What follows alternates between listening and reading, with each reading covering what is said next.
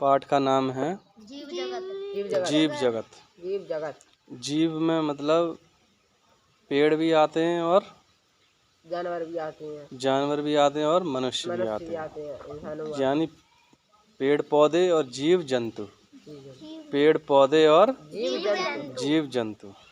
ठीक है। अब सजीव और निर्जीव, जिनमें, हाँ शाबाश, जिनमें जान नहीं और भी चीजें हैं, जिनमें जान और निर्जीव। निर्जीव और सजीवों के अंतर जो है ना वो पहले भी बताए थे। अब और लक्षण देखो, सजीवों के लक्षण जो हैं, सबसे पहला लक्षण उसमें होता है, उनमें पोषण होता है। क्या होता है? पोषण। पोषण का मतलब वो खाना पीना अपना खुद बनाते हैं, करते हैं या बनाते हैं या करते हैं, खुद से मतलब नहीं है, उनमें वो खाना पीना करते हैं, यानी खाना खाते हैं। जैसे पेड़ों में भी खाना बनता है और हम लोग भी खाना खाते हैं, पेड़ भी खाना खाते हैं और हम भी खाना खाते हैं। तो उनमें पोषण की क्रिया होती रहती है, मतलब उनमें वृद्धि के लिए पोषण की क्रिया होती है। अब उनमें श्वसन भी होता है। श्वसन का मतलब श्वास लेना, श्वास लेना और श्वास छोड़ना, श्वास लेना और श्वास छोड़ना। तो जैसा जानते हो, हम लोग कौन सी गैस लेते हैं श्वसन में? ऑक्सीजन। कौन सी लेते हैं? ऑक्सीजन लेते हैं हम लोग। कार्बन डाइऑक्साइड छोड़ते हैं पर। शाबाश, कार्बन डाइऑक्साइड छोड़ते हैं। सही कह रहा है, वो कार्बन डाइऑक्साइड छोड़ते हैं। और जो हम कार्बन डाइऑक्साइड छोड़ते हैं वो पेड़ लेते हैं। ठीक है। हम जो कार्बन डाइऑक्साइड छोड़ते हैं वो कौन लेते हैं? पेड़। तो हम जो गैस छोड़ते हैं वो कौन लेते हैं? पेड़ लेते हैं। हम CO2 छोड़ते हैं। यस। CO2 मतलब कार्बन डाइऑक्साइड। कार्बन डाइऑक्साइड, वो कौन लेते हैं? पेड़ लेंगे। अब पेड़ जो छोड़ेंगे वो हम लेंगे। पेड़ कौन सी छोड़ते हैं? ऑक्सीजन छोड़ते हैं और हम वो लेते हैं। यानी एक दूसरे से काम चलता है। जो हम छोड़ते हैं वो पेड़ लेते हैं, वो पेड़ छोड़ते हैं वो हम लेते हैं। तो श्वसन की क्रिया हमारे अंदर भी चल रही है और श्वसन की क्रिया पेड़ के अंदर। मतलब ये सजीवों के लक्षण बता रहा हूँ। पहला लक्षण बताया था पोषण, दूसरा श्वसन होता है। जिनमें पोषण हो तो वो सजीव है, जिनमें श्वसन हो वो सजीव है। सभी लक्षण सजीवों के बता रहे हैं। अब है, ये तो मुख्य लक्षण है।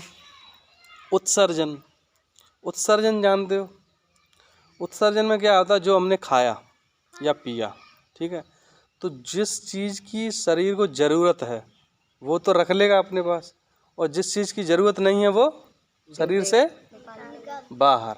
तो अपन जो शरीर से बाहर जो निकालते हैं चीज़ों को, वो शरीर की गंदगी जो शरीर मतलब उपयोग में नहीं लेता है। पसीना है, पसीना आ रहा है हमें, तो पसीना भी आएगा तो पसीना की शरीर को ज़रूरत थोड़ी है, इसलिए वो बाहर निकलता है। और पसीने का निकलना जो है वो ज़रूरी है। पसीना निकलेगा तो शरीर की जो गंदगी है ना वो बाहर निकलती रहती है। तो उत्सर्जन की क्रिया भी सजीवों में होती है, लेकिन निर्जीवों में ये क्रिया नहीं होती है। पत्थर है, पत्थर में न तो श्वसन होता है, न उत्सर्जन होता है, न पोषण होता है। पत्थरों को कभी खाने की जरूरत पड़ती है? पत्थर को नहीं पड़ती है। ठीक है। तो अब सबसे पहले सजीवों के लक्षण में सबसे पहले था पोषण। पोषण में देखो, एक स्वपोषी होते हैं, एक परपोषी। स्वपोषी और परपोषी। स्वपोषी का मतलब होता है जो अपना भोजन स्वयं बनाते हैं, और परपोषी का मतलब जो दूसरों पर निर्भर रहते हैं। अब हम परपोषी में आते हैं, हम स्वपोषी नहीं है भाई। हम सब में हम जब पेड़ों पे निर्भर है भाई। आटा लाओगे कहाँ से लाओगे? फसल से। फसल से लाओगे नहीं लाओगे, फसल होगी, गेहूँ होगा तभी तो आटा बनेगा। ठीक है। दूध है, जानवरों पर हम निर्भर हैं। हमारे खुद का तो कोई पैदावार ही है नहीं, मान लो खुद स्वयं अपने अंदर थोड़ी ना कोई चीज़ पैदा कर सकते हैं। तो हम पेड़ों पर निर्भर हैं और पशुओं पर भी निर्भर है, मांस खाने वाले पशुओं पर निर्भर है। तो हम परपोषी हैं, दूसरों पर निर्भर करते हैं, रहते हैं, तो वो परपोषी होगा। स्वपोषी मतलब पेड़ है, पेड़ अपना खाना स्वयं बनाता है, स्वयं बनाते हैं, उसको ज़रूरत नहीं है। स्वयं बनाता है अपना खाना। तो ऐसे सजीव जो अपना जो भोजन है वो स्वयं बनाते हैं, वो स्वपोषी होते हैं। अब एक मैंने बताया था आपको शाकाहारी, और मांसाहारी और सर्वाहारी, सर्वाहारी 3 चीज बताए थे। शाकाहारी का मतलब है जो अपना जो भोजन है वो पेड़ पौधों से प्राप्त करे।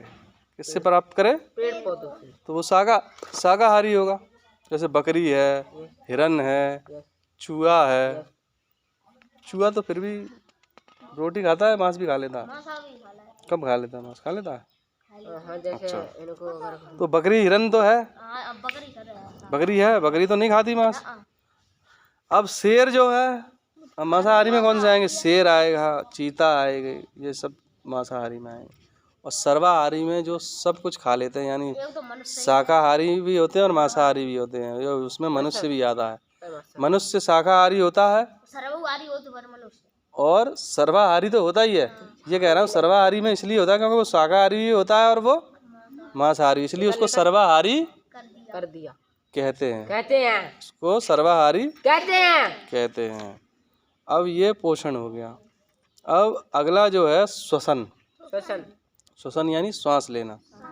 श्वास लेना श्वसन हो गया। ठीक है। श्वास लेने का मतलब है हम लोग जो है श्वसन में आपको बताया कौन सी गैस लेते हैं? ऑक्सीजन ऑक्सीजन लेते हैं। कौन सी गैस लेते हैं? ऑक्सीजन और कार्बन डाइऑक्साइड छोड़ते हैं। अब जो ऑक्सीजन जो हम लेते हैं वो हमारे फेफड़ों के अंदर कहाँ जाती है? फेफड़ों के अंदर फेफड़ों के अंदर जाती है। इसलिए तो जो फूलता है, जो फेफड़े जो है ना, ऑक्सीजन जो अंदर गई, फेफड़े मतलब जो हवा अंदर गई, फेफड़े फूलेंगे। बाहर निकालोगे फेफड़े पिचक जाएंगे। ठीक है। तो सबसे पहले कहाँ जाएगी? फेफड़ों में जाएगी। ठीक है। तो वहाँ जो है जाती है ऑक्सीजन। ठीक है। और उसके बाद में कार्बन डाइऑक्साइड है जो छोड़ते हैं हम। जैसे ही गैस छोड़ेंगे, आप इतना समझ लो बस, हमने ली गैस, फेफड़े फूले, हमने छोड़ी, फेफड़े पिचक गए। ठीक है। तो ये श्वसन की क्रिया हमारे अंदर निरंतर चलती रहती है। अब सजीवों में केवल फेफड़ों से ही श्वसन नहीं होता है। मछलियाँ हैं, मछलियों के अंदर फेफड़े नहीं होते हैं। मछली पानी में रहती है, तो पानी के अंदर वो अगर फेफड़े रहेंगे तो वो पानी भर जाएगा, उसमें मर जाएगी। समझे? वो पानी के अंदर जो है ना, पानी के अंदर जो ऑक्सीजन होती है उसको वो लेती है। पानी में तो रह रही है, लेकिन उसके अंदर गलफड़े होते हैं। क्या होते हैं? गलफड़े होते हैं। तो गलफड़े क्या करते हैं, उस पानी के अंदर की ऑक्सीजन को वो ले लेते हैं, लेकिन अंदर पानी नहीं जा पाता है। समझे? अंदर पानी नहीं जा पाता है। और मेढक जो है, मेढक होता है एक, मेढक जो है वो श्वसन अपनी त्वचा से करता है, अपनी स्किन। तो स्किन त्वचा होती है, उसी से वो सांस लेता है मेढक। ठीक है। यस हम लोग फेफड़ों से लेते हैं, फेफड़े नाक के द्वारा, और वो मछलियाँ जो है वो गलफड़ों के द्वारा, और जो मेढक हो वो अपनी त्वचा के द्वारा। ठीक है। और पेड़ पौधों में क्या होता है? पत्तियां जो आपने देखी होंगी, यस पत्तियों में छेद होते हैं छोटे छोटे। हाँ होता है। कहाँ है? उसके पीछे की साइड में देखो आप पत्ती, तो उसके पीछे की साइड में छोटे छोटे छेद होंगे, उनको स्टोमेटा कहते हैं। क्या कहते हैं? Stomata stomata. स्टोमेटा ये सूखी है हरी पत्ती, वो दिखते नहीं हैं, तुम्हें नहीं दिखेंगे, छोटे छोटे होते हैं, दिखेंगे नहीं। उसी से जो है ना गैसों का आदान प्रदान होता है। गैसों का आदान प्रदान होता है, यानी वही इससे श्वसन करते हैं। छोटे छोटे छेद होते हैं, पर्णरंध्र कहते हैं इनको। क्या कहते हैं? पर्णरंध्र यानी पत्तियों के छेद। पर्ण यानी पत्ती और रंध्र यानी छेद। तो पत्तियों के छेद छोटे छोटे होते हैं, वो नहीं दिखते हैं। ठीक है। अब देखो ये सजीवों के लक्षण हो गए। अब है वृद्धि। क्या है? वृद्धि भी एक सजीवों का लक्षण है। कैसे? बच्चा होता है तो बच्चा छोटा होता है पहले, फिर धीरे धीरे वो खाना पीना खाता है, उसके अंदर सब क्रिया बढ़ता रहता है। तो वो वृद्धि हो गई उसके अंदर। ठीक है।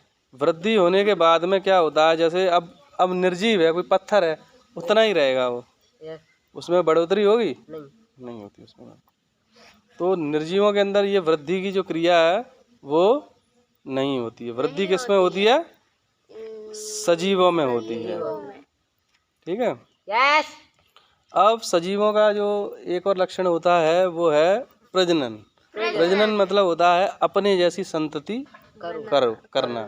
ठीक है, जो सजीव ही कर पाता है। यस। ठीक है, तो ये सजीवों का लक्षण होता है। निर्जीवों में ये नहीं होता है।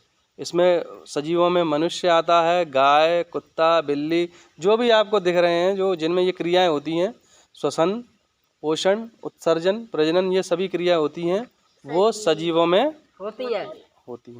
और निर्जीवों में ये क्रिया नहीं होती है। नहीं होती है। तो आपसे कोई सजीव और निर्जीव में अंतर पूछेगा तो आप कहोगे कि सजीवों में पोषण होता है जबकि निर्जीवों में नहीं होता है। नहीं होता है। सजीवों में श्वसन होता है और निर्जीवों में नहीं होता है। सजीवों में उत्सर्जन होता है, निर्जीवों में नहीं होता है। नहीं होता है। सजीवों में वृद्धि होती है, निर्जीवों में नहीं होती है। नहीं होता है, नहीं होती है। ठीक है, सजीवों में प्रजनन होता है जबकि निर्जीवों में नहीं होता। एक चीज़ और है, सजीवों में किसी उद्दीपन के प्रति जो है वो संवेदनशीलता होती है।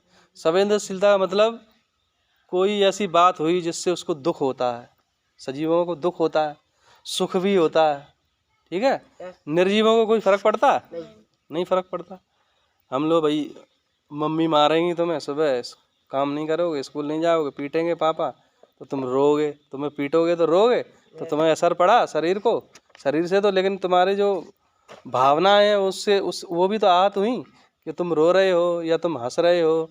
ठीक है, तो ये सारे फर्क जो हैं वो निर्जीवों में नहीं पड़ते हैं, केवल सजीवों में होता है। तो सजीव और निर्जीव में अंतर समझ में आ गया? यस। अब सजीवों का वर्गीकरण किया गया है। क्या किया गया? वर्गीकरण का मतलब होता है बांटना। क्या होता है? बांटना। उनको बांट दिया गया है। एक तो उनकी संरचना के आधार पर। किसके आधार पर?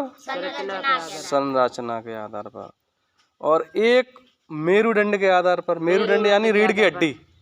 मेरुदंड का मतलब रीढ़ की हड्डी के आधार पर उनको बांट दिया गया। एक तो संरचना के आधार पर और एक रीढ़ की मेरुदंड का हो, उसको मेरुदंड के आधार पर। एक प्रजनन विधि के आधार पर और एक वास के आधार पर। वास यानी निवास, कहाँ रहते हैं उसके। तो 4 प्रकार का वर्गीकरण है उनका, सजीवों का। एक याद रखना, एक संरचना के आधार पर, एक मेरुदंड के आधार पर, एक प्रजनन विधि के आधार पर, एक वास के आधार पर। वास यानी निवास, रहना। तो संरचना के आधार पर जो बांटा गया है उनको, वो एक कोशिकीय और बहुकोशिकीय। संरचना के आधार पर सजीव कितने प्रकार के होते हैं? 2। एक कोशिकीय और बहुकोशिकीय। एक कोशिकीय जिनकी एक कोशिका नहीं होती है। एक कोशिकीय किसे कहते हैं? जिनकी एक कोशिका होती है। और बहुकोशिकीय जिनमें बहुत सारी कोशिकाएं होती हैं। अब कोशिकाएं हमारे शरीर के अंदर होती हैं, हमें दिखाई नहीं देती, छोटी छोटी होती हैं। यस। तो अपने अंदर क्या, एक कोशिकीय में क्या होता है? उसी से श्वसन होता है एक कोशिका में, उसी से प्रजनन होता है, उसी से उत्सर्जन होता है। एक ही कोशिका से सारा काम होता है। और जबकि बहुकोशिकीयों में अलग अलग जगह की अलग अलग कोशिकाएं होती हैं। दिमाग में जो है ना, मनुष्य के दिमाग में अलग कोशिकाएं होंगी, उनको न्यूरोसेल्स कहेंगे। न्यूरोसेल्स कोशिका विज्ञान का शब्द है हिंदी का, और वो सेल जो है वो इंग्लिश का शब्द है, सेल। ठीक है, वो घड़ी वाला सेल नहीं, ये सेल अलग होता है, CELL सेल।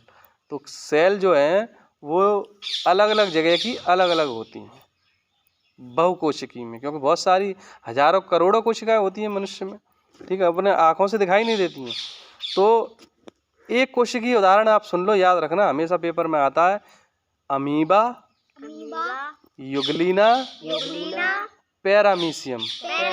3 याद रखो, अमीबा, युगलीना, पैरामीशियम। तो ये 3 जो जीव जो हैं वो एक कोशिकीय जीव हैं। कैसे हैं?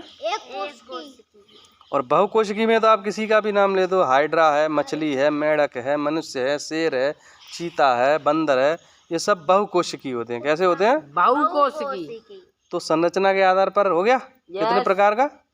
2 प्रकार के, एक कोशिकीय और बहुकोशिकी। अब मेरुदंड के आधार पर देखो, मेरुदंड के आधार पर भी दो प्रकार बांटते हैं। मेरुदंड यानी रीढ़ की हड्डी, एक तो अकशेरुकी और कशेरुकी। कशेरुकी और अक्कसोर अ लगा दो आगे, अकशेरुकी। कशेरुकी का मतलब जिसमें रीढ़ की हड्डी होती है, है इसमें रीढ़ की हड्डी होती है तो उनमें तो कहेंगे कशेरुकी जंतु। और अकशेरुकी अ लग गया उसमें तो उनमें नहीं, क्या नहीं होती है? हड्डी कौन सी?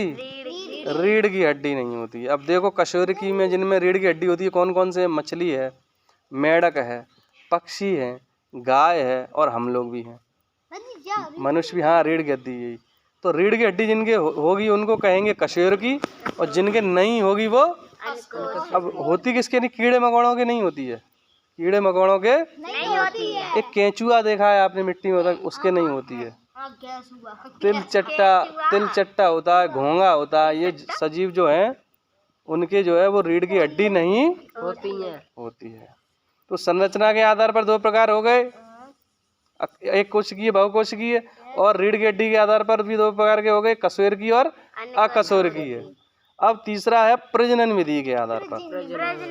प्रजनन विधि यानी प्रजनन विधि कहेंगे दो प्रकार के होते हैं। ये भी प्रजनन विधि के आधार पर भी दो प्रकार के, इसका भी देखो दो प्रकार है, एक तो अंडज, एक जरायुज। अंडज का मतलब जो अंडा देते हैं, जो अंडा देते हैं, और जिनके बच्चे होते हैं वो जरायुज। अंडे मतलब जिनके जो अंडे देते हैं वो अंडज, और जो बच्चे जिनके बच्चे होते हैं वो जरायुज।